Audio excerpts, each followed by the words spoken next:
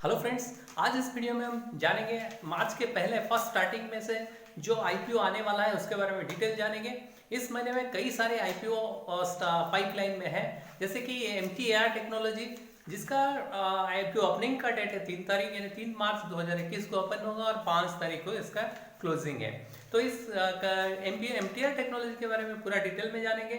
ये कंपनी क्या करती है और इसका क्या इसमें इन्वेस्ट करना चाहिए या नहीं करना चाहिए, लॉन्ग टर्म के लिए होगा या शॉर्ट टर्म के लिए होगा, और कंपनी का प्राइस, आईपीओ प्राइस क्या रहेगा, प्राइस बैंड क्या रहेगा, इसमें क्या प्रॉफिट मिल सकता है, इसके बारे में पूरा डिटेल हम बात करेंगे इस वीडियो में।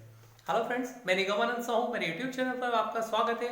आप अगर मेरे चैनल पर नए हैं तो सब्सक्राइब करें और ऐसे वीडियो आगे देखने के लिए राइट साइड में दिए गए बेल बटन को प्रेस करें ताकि मेरे जो नए वीडियोस अपलोड होंगे उसका नोटिफिकेशन पहले मिलेगा। तो मेरे वीडियो आपको अगर पसंद आते हैं तो लाइक करें और आपका फ्रेंड्स और फैमिली मेंबर के साथ शेयर जरूर करें। और हेलो दोस्तों, आज एमटीआर टेक्नोलॉजी के बारे में पूरा डिटेल डिस्कस करेंगे।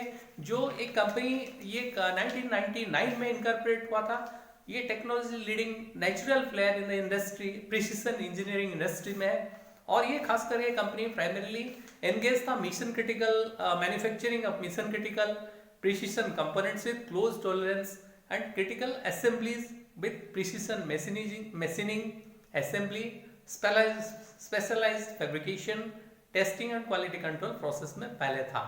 लेकिन ये बाद में ये अपना बिजनेस एक्सपेंशन किया, यानी अदर प्रोडक्ट में भी अपना काम स्टार्ट किया। जैसे कि एमटीआर टेक्नोलॉजी का एक्सपेंडेड प्रोडक्ट कहाँ पे एक्सपेंड किया ना, उसका पोर्टफोलियो में इंक्लूड किया critical assemblies, liquid propulsion engines to SSLV mark III, base strong assembly and air frames for Agni programmes and wide range of complex product इसने निकाला है। और इसका जो प्रोडक्ट खास करके कौन कौन सी कंपनी है, इंडियन न्यूक्लियर डिफेंस और स्पेस सेक्टर में इसका प्रोडक्ट यूज होता है।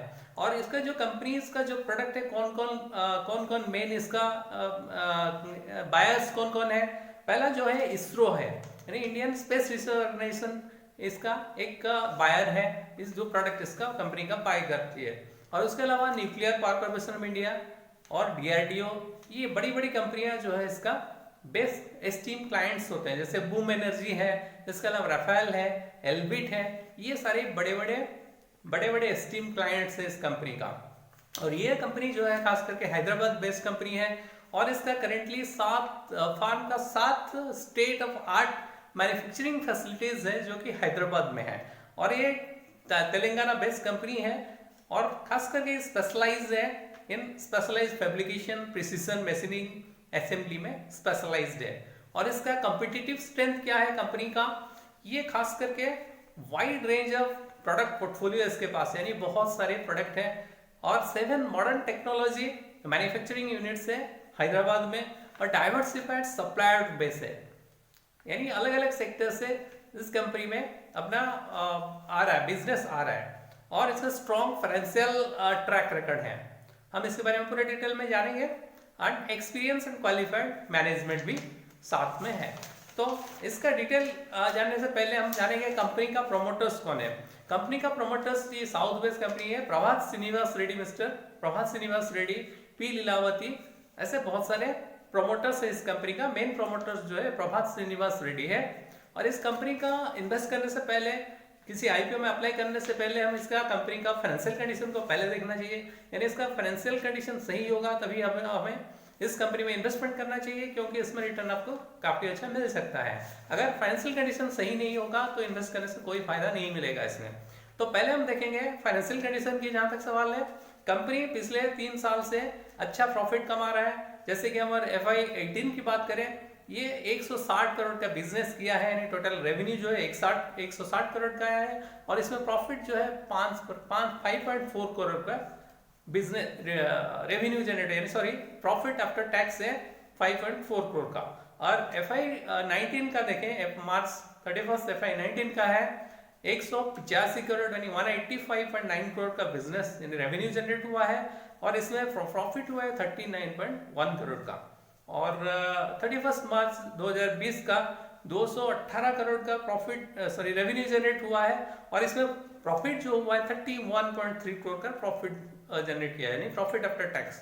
और इसके बाद अगर 31 दिसंबर 2020 की बात करें, यानी 9 मंथ का जो रेवेन्यू जनरेट हुआ है, टोटल रेवेन्यू जनरेट हुआ है वो हुआ है 177.9 करोड़, और इसका जो प्रॉफिट आफ्टर टैक्स है 28 करोड़ है। और इसमें अगर फाइनेंशियल स्टेटमेंट की जहाँ तक सवाल है, ये फाइनेंशियल स्टेटमेंट इतना खराब ही नहीं है, और ऐसे थोड़ा सा फर्क आया है, थोड़ा सा कम हुआ है बिजनेस में, और थोड़ा सा प्रॉफिट भी कम हुआ है इन फाइनेंशियल ईयर 2020, लेकिन इसके बाद में थोड़ा सा बढ़ोतरी भी आई है।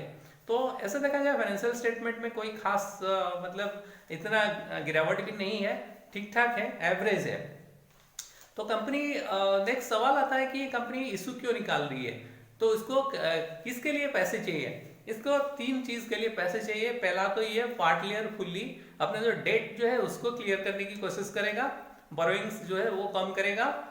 दूसरा जो है फाइनेंशियल कंपनी का वर्किंग कैपिटल रिक्वायरमेंट भी है, इसके चलते ये आईपीओ निकाला है। और तीसरा जो है to meet the general corporate purposes. इन 3 चीजों के लिए कंपनी आईपीओ निकाल रही है। और आईपीओ डिटेल में हम जानेंगे। एमटीआर टेक्नोलॉजी लिमिटेड, ये हैदराबाद बेस्ड कंपनी है, और ये खासकर ये जो ओपनिंग इसका है, आईपीओ ओपनिंग डेट है 3 मार्च 2021 को है, और इसका क्लोजिंग डेट है 5 मार्च 2021।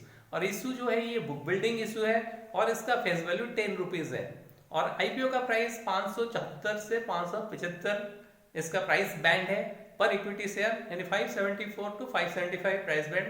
मार्केट लॉट है 26 शेयर, मिनिमम आप 26 शेयर के लिए अप्लाई कर सकते हैं। और ये लिस्टिंग कहां पर होगा, एनएससी बीएससी दोनों में लिस्टिंग होगा। और इशू साइज 1 करोड़ 3 लाख का इशू साइज है, शेयर ऑफ ₹10। और इसका फ्रेश इशू कितना होगा इसमें, ये टोटल जो इशू साइज है 1 करोड़ 3 लाख का जो शेयर का इशू साइज है, इसमें कितना पैसा जुटाएगी, 596 करोड़ जुटाने के लिए ये इशू निकाला है। और इसमें से फ्रेश इशू कितना होगा, 2,14,000 का फ्रेश इशू होगा, जो 10 रुपए फेस वैल्यू के हिसाब से, 10 रुपए के शेयर के हिसाब से। और ऑफर फॉर सेल होगा 82,24,000 का ऑफर फॉर सेल के लिए होगा। यानी कुल मिला के इसका जो वैल्यूएशन है 596 करोड़ का 596.41 करोड़ का इशू होगा। और इसका डिटेल जो लिस्टिंग डेट होगा 16 मार्च को लिस्टिंग होगा एनएससी और बीएससी में। आइए थे इसमें रिटेल इन्वेस्टर के लिए कितना अप्लाई कर सकता है। रिटेल इन्वेस्टर 1 लॉट अप्लाई कर सकता है, एक क्लब मिनिमम लॉट साइज है 1 लॉट, और इसमें 26 शेयर होंगे, और इसका जो प्राइस होगा 14,950 रुपए होंगे।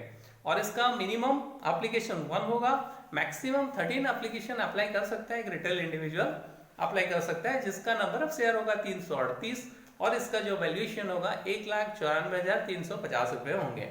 और ये जो आईपीओ आ रहा है, इससे कंपनी का होल्डिंग कितना, प्री इशू कितना था, प्री इशू शेयर होल्डिंग था प्रमोटर के पास 62.24%, और जब पोस्ट इशू इसका हो जाएगा, शेयर होल्डिंग हो जाएगा प्रमोटर का 50.25%।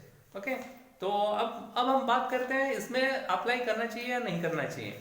आप अगर एक शॉर्ट टर्म इन्वेस्टर अगर लिस्टिंग गेन के लिए चाहते हैं, तो ये आपको एक अच्छा मौका है जिसमें आप अच्छा कमा सकते हैं। और खास करके ये जो कंपनी है, इसका इंडस्ट्रीज बहुत बढ़िया इंडस्ट्रीज है, खास करके बड़े बड़े इसका जो कंपनी का प्रोडक्ट जो ले रहे हैं, बड़ी बड़ी कंपनियां ले रहे हैं, जैसे डीआरडीओ, जैसे मैंने बताया डीआरडीओ है, इसरो है, बड़ी बड़ी कंपनियां हैं। तो इसका बिजनेस भी अच्छा खासा है, प्रॉफिट भी अच्छा मिल रहा है। तो आप अगर शॉर्ट टर्म के लिए लिस्टिंग गेन चाहते हैं, तो भी आप अच्छा प्रॉफिट कमा सकते हैं, क्योंकि आज के डेट में 28 तारीख के डेट के जो जीएमपी था, इसका ग्रे मार्केट का प्राइस था वो 400 रुपए प्रीमियम पे चल रहा था। यानी अगर इसका प्राइस 575 रुपए में अगर अलॉटमेंट होता है, तो ये आपको 400 रुपए तक का प्रीमियम दे सकता है।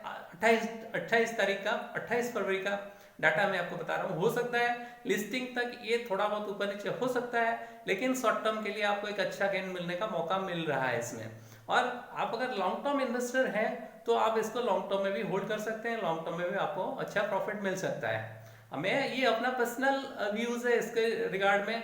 आपको अगर डिटेल जानना है, तो आप अपना पर्सनल एडवाइजर जो है, फाइनेंशियल एडवाइजर, उससे सलाह जरूर है। इसमें इन्वेस्ट करने से पहले आप अपना पर्सनल एडवाइजर से जरूर सलाह लें। और ऐसे वीडियो आगे भी देखने के लिए राइट साइड में दिए गए बेल बटन को प्रेस करें। अगर आपको मेरे वीडियो पसंद आते हैं तो लाइक करें और आपका फ्रेंड्स और फैमिली मेम्बर के साथ शेयर जरूर करें। So thanks for watching my video.